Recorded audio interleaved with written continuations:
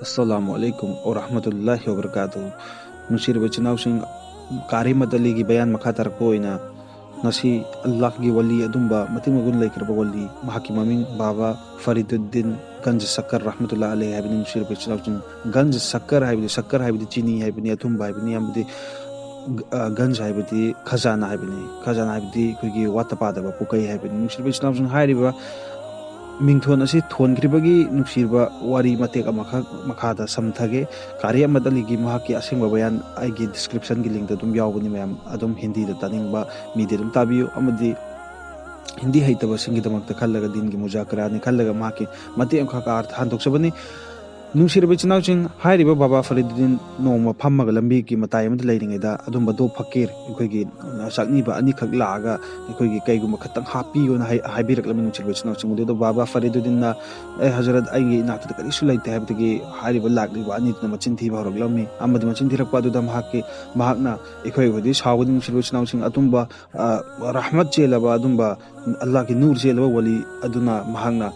nang nengonda na sin thirabanina durde Allah taala na engonda janat ki pause lama pirakle aduna nang kai no karai ai nangi haidi back haitare nusir busna ai hapa gyar manak to leiro lengoi sim papa khongal laga ki namsan bawra min nusir busna adu to kana guma pot ni bam laga nusir busna ai gi nak tare lengoi lebak ado aina hapsan butara ga di moi kasu lowning aduna moina khar mana di ayaw back ching lonya hapna hapiram nusir busna ode amusung yare haraga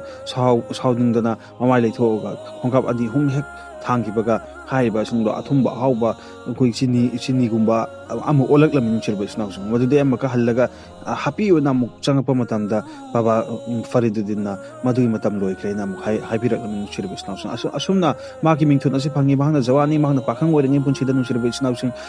mahakna nongma lambida lakpa matamsida mahakna adum lambida lakpa matamsida ikogi iman puraktaba mi singchi nusirba islam magi mamai magi mubarak magi mamai amadi nura du uba matamda magi imana du uba matamda magi sakal sura du uba matamda wa ilolondana magi tumina adum la yamna wa yam ngande nusirba islam sumna mana wa ilolondana mehnat itau tawdana magi mamai gi nura du uba mi singchi kalima hekta solame nusirba islam sumba barkat adumba rahmat ado madudagi mahakna mamada mayumda changaga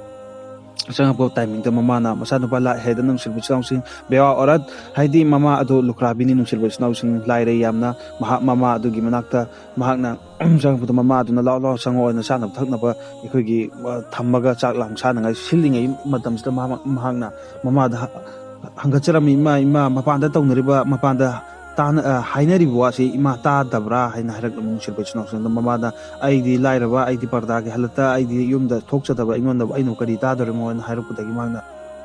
kari no hayu na mama na hakpuda ima mayam na hainar sa aigi saksu ubaga mi khutmok si iman kalima adam haraga iman puri kalima haraga iman puri hai basi hairang min silbi sing masi angak pani na mahang na mama da tamjar min silbi sing moduda mama da masi gi angak pase nangi kaisu angak panate nangi kaisu kamal nate masi de aigi barkat aigi kai de ginen harak min silbi sing ma de gyan do mahakna Laksan bangam dabadagi nung silba isnausing asumna baba Fariduddin na mama da kasro ima karino hayo ay tagen hayo mama na haraglami nang hayo haraban na dumba rasa na kanganing daba rasa manang nahangabutin ng say ima haraglage madudi nahak hek aigi naw purakpa thama pa naw purakpa nung silba isnausing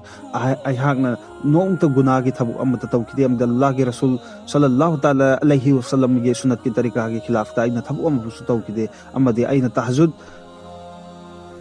tahajud adum ningtigi soli kaza su lay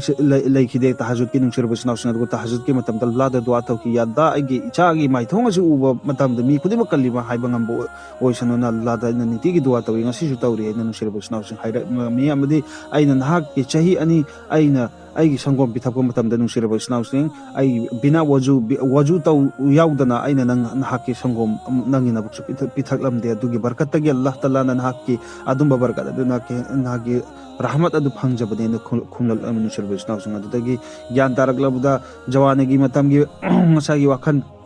laksan bangam daba adu baba Fariduddin mama gi makong adu kola kapsagi amadi hairaglami ma nahak jana changdir pho ai jana changbagi itik leijade haina nung sirba sinaw sing asumna adumba Allah gi wali adumba amana adumba laki wali adum machanu pa adu semi hai basi nungshir basi nausing ikhoi sita wari si khanji aduna ikhoi gi ima sing ding asigi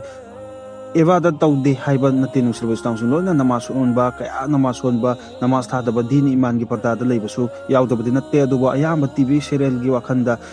pung ingaidna leiraga yaudabsu natte nungshir basi nausing aduna ikhoi gi ichada kaidaboi soruk lo ikhoi gi ichada karmaina nut lakani haibadu mama ampat na tambiba mama ampa gi rahmat barkat dua dagi lai haibasi ju ikhoi sigi bayana sigi artha bu tabiri ba nungshir basi nausing ikhoi khanguna si tamina si amadi ikhoi matam manga gi namaz ase suksoi soiduna sonji amadi hosakta ikhoi ne ngamjarabadi nungshir basi ikhoi gi khwaidagi afaba amal amani khallaga tahajjud ki namaz ase gaza leitadam khod ase nungshir basi nausing amadi isa ai haijariba ai isa gi damakta sunoi myamna dua yaubi amadi tariba ikhoi khudimmaksu ikhoi masen dua yaunaraga umat khudimmakki dua yaunaraga nungshir basi nausing Allah ge rasul sallallahu ta'ala alaihi wasallam na adum haujuk kasar magi asagi makhut mubarak tu bithakani nungshir basi nausing adum batu thakpa ngamluna ba ikhoi ibadat ikhoi namaz amadi din gi fikar amadi ikhoi sendoi amadi chadaba nungshir basi nausing amadi khwaidagi chawba guna sikari no nungshir basi nausing Allah ge rasul sallallahu ta'ala alaihi wasallam da sahaba sin hangbada khwaidagi chawba ni chawba guna di nisha ne na khumlak nungshir basi nausing aduna ikhoi punamak nisha haibasi nungshir basi nausing yudu ka haram nate any makhan gi nisha khudimak hadis ta laglamabani design puthora ga nisha on sinar kane na madu gi nisha khudim ase khoi tokna ho na si amadi nisha topaga loidana lag rasul sallallahu ta'ala alaihi wasallam gi adum basunat ki tarika da lelaga khoi mesen khoi gi din gi fikar ase lang ngai ko hona se assalamu alaikum wa rahmatullahi wa barakatuh.